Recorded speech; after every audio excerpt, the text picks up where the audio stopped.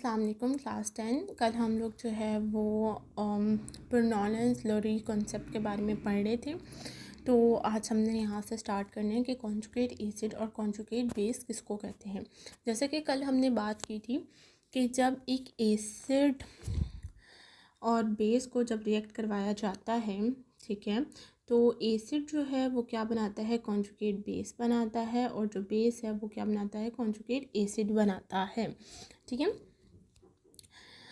तो आज हम इसकी कर लेते हैं डेफिनेशन आप देखिए यहाँ से स्टार्ट है। The conjugate acid is a species form by accepting a proton by a base. क्या कह रहे हैं कि कॉन्जुगेट एसिड एक ऐसी स्पीशी है जो कि बेस में, यानी कि बेस होता है, ठीक है, और उस बेस में से किसको एक्सेप्ट कर लेता है, प्रोटॉन को एक्सेप्ट कर लेता है, जैसे कि ये। ठीक है, अगर हम देखें तो ये किससे बना है, ये इससे बना है। ठीक है, ये बेस ने इसका एक प्रोटॉन H पॉजिटिव जो है वो इसको दे दिया, और इसने जो है ना H2O ने इसको एक्सेप्ट कर लिया, तो ये क्या बन गया, कॉन्जुगेट एसिड बन गया। और उसकी दूसरी साइड पे उसने क्या कहा है, जो कॉन्जुगेट बेस है वो क्या होता है, a conjugate base is a species formed by donating a proton of an acid. कि कॉन्जुगेट बेस एक ऐसी स्पीशी है जो कि एसिड बनाता है। एसिड कैसे बनाता है, जब इसने H पॉजिटिव आयन अपना दे दिया तो ये किस में चेंज हो जाता है, ये कॉन्जुगेट बेस में चेंज हो जाता है। नेक्स्ट उसने आपको जो है वो एग्जाम्पल के थ्रू भी बताया है। एग्जाम्पल देखें क्या है, CH3COOH, ये एसिड है और वाटर का मॉलिक्यूल एज अ बेस उसने लिया है। तो उसने क्या कहा है कि इसने क्या किया, अपना H पॉजिटिव आयन जो है वो इसको दे दिया, वाटर को दे दिया, और वाटर क्या बन गया, H3O। तो H3O यहाँ पर आपके पास क्या है, कॉन्जुगेट एसिड है। और यहाँ पर जो इसने इस एसिड ने जो है वो एक हाइड्रोजन अपना दे दिया था, तो क्या बच गया, CHCOO माइनस बच गया। तो ये क्या बन गया, ये बन गया कॉन्जुगेट बेस। ठीक है, आपने हमेशा याद रखना है कि जो कॉन्जुगेट एसिड है वो बेस बनाता है, यानी कि बेस इक्वल होता है कॉन्जुगेट एसिड के, और जो एसिड है वो इक्वल होता है कॉन्जुगेट बेस के। ये आपने हमेशा याद रखना है। ठीक है, इसके बाद उसने क्या कहा, according to the Bernoulli's Lowry concept an acid and a base always work together to transfer a proton. क्या कह रहे हैं कि इस कॉन्सेप्ट के मुताबिक एसिड और बेस हमेशा इकट्ठे टुगेदर काम करते हैं। ठीक है, जिस रिएक्शन में आपके पास एसिड होगा उस रिएक्शन में बेस भी होगा, यानी कि जो प्रोटॉन निकल रहा है, जैसे यहाँ पे प्रोटॉन निकल रहा है, तो वो कोई दूसरा एलिमेंट या मॉलिक्यूल या कंपाउंड जो है वो उसको ज़रूर एक्सेप्ट करेगा। तो यहाँ से डोनेट हो गया, ठीक है, और यहाँ पर आके जो है क्या हो गया, एक्सेप्ट हो गया।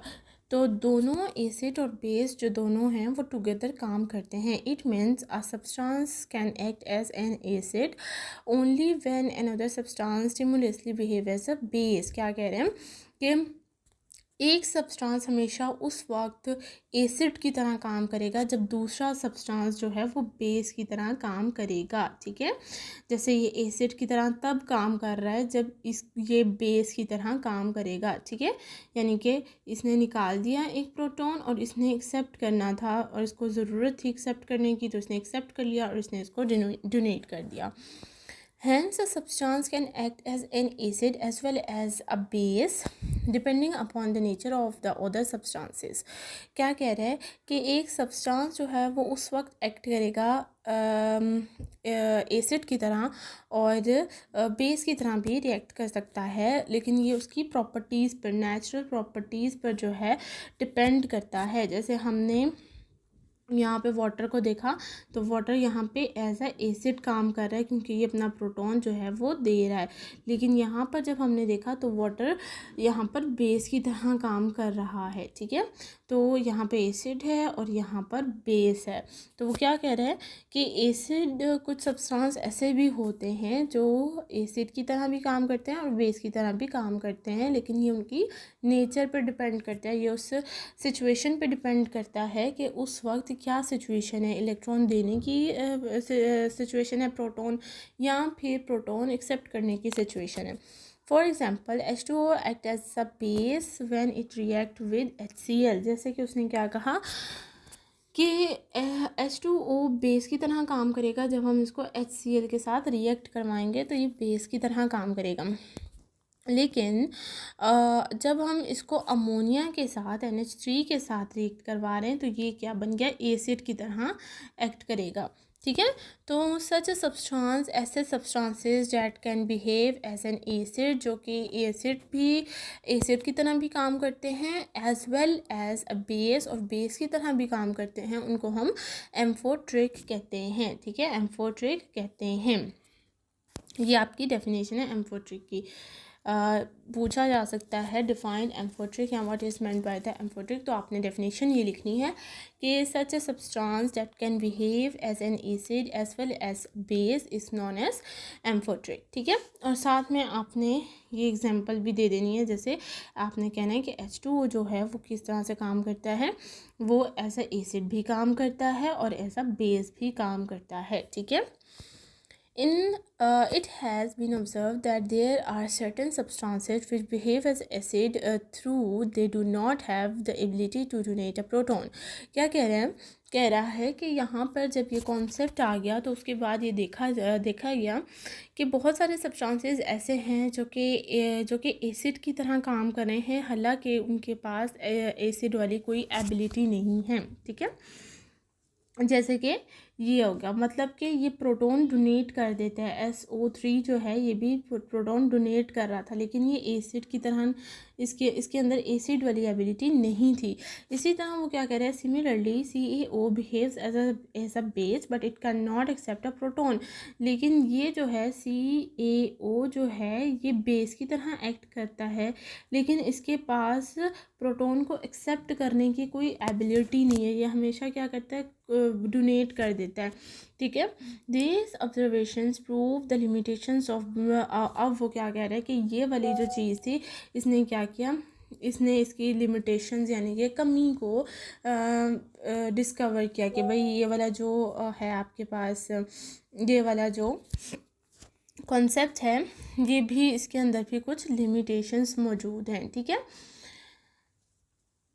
अच्छा, उसके बाद आपने ये टेबल जो है वो देख लेना है। ये आपसे जो है शॉर्ट क्वेश्चन में कोई इक्वेशन आपको दे दी जाए और उसको बोला जाए कि कॉन्जुगेट एसिड और कॉन्जुगेट बेस बनाए, ठीक है।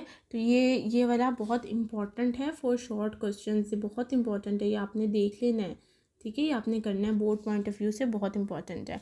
इसके बाद ये आपके पास प्रॉब्लम है, प्रॉब्लम्स किस है, फर्स्ट प्रॉब्लम है what are conjugate base of each of the following. Conjugate base आपने बतानी है कि इनमें से कॉन्जुगेट बेस कौन सी है। ये आपको मैं होम टास्क दे रही हूँ, ये आपने होम टास्क करना है। आपने जो है वो प्रॉब्लम 10.1 आपने मुझे करके बतानी है कि होगी ये या नहीं, ये भी आपने करना है। बी वाला क्वेश्चन उसने क्या कहा है, give the conjugate acid of the following, इसमें से आपने कॉन्जुगेट एसिड ढूंढना है। और जो सी वाला है, which of the following behave both as burner, अच्छा इसमें आपने जो है वो दोनों आपने बताने हैं, एसिड और बेस दोनों, कि कौन सा किस टाइम पे एसिड की तरह बिहेव कर रहा है और कौन सा किस टाइम पे बेस की तरह बिहेव कर रहा है, ठीक है। सॉल्यूशंस भी आपको साथ ही दे दिए गए, तो ये आपने जो है वो खुद से करना है, ठीक है। और आज के लेक्चर में कोई अगर बात समझ में ना आई हो तो आप मुझे कमेंट बॉक्स में ज़रूर पूछें और पढ़ें, इसकी थोड़ी सी प्रैक्टिस करें, प्रैक्टिस करेंगे तो आपको आएगा, ठीक है।